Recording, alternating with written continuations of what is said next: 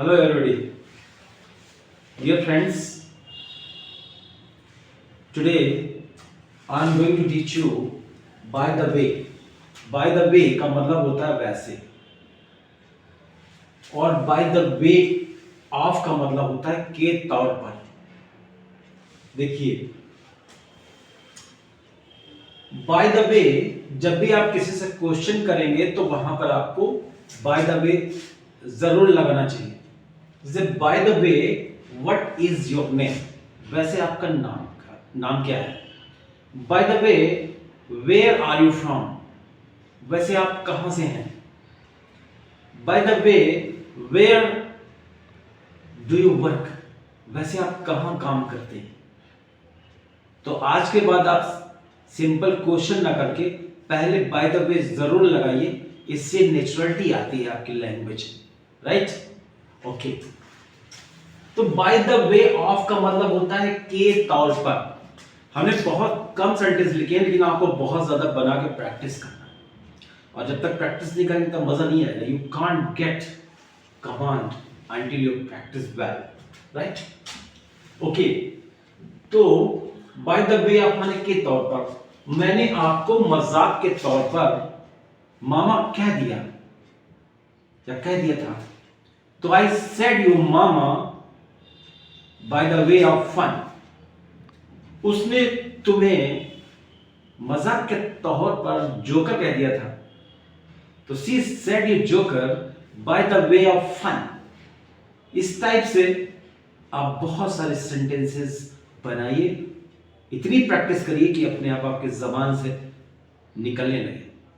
Okay, देखिए, on behalf of means होता है की ओर से, और इन बिहाफ ऑफ मीन होता है की भलाई के।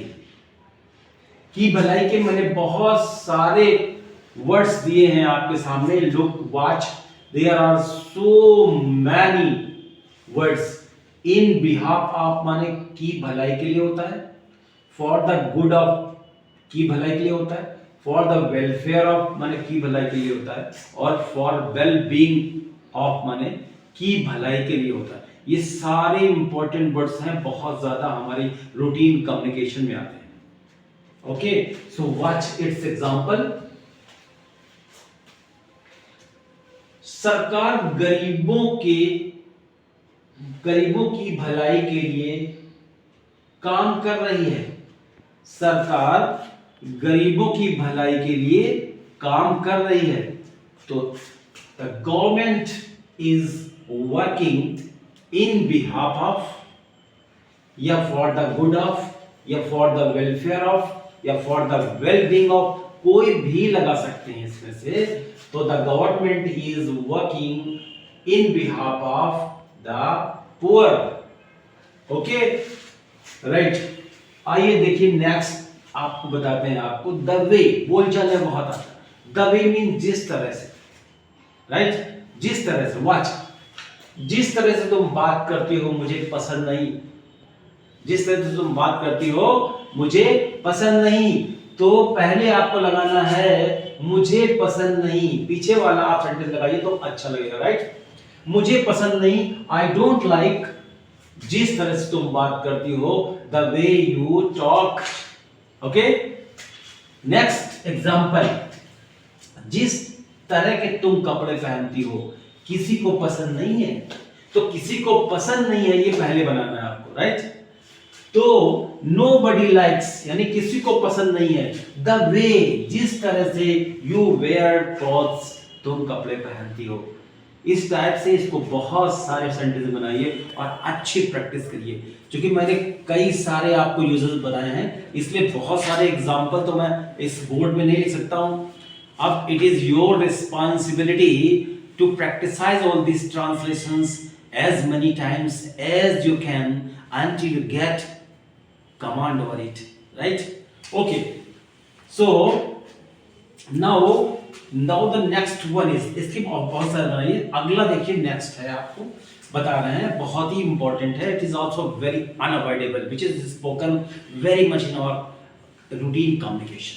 सो वॉच, तुम कहते कुछ हो और कहते कुछ हो, सॉरी करते कुछ हो, तुम कहते कुछ हो और करते कुछ और हो, राइट?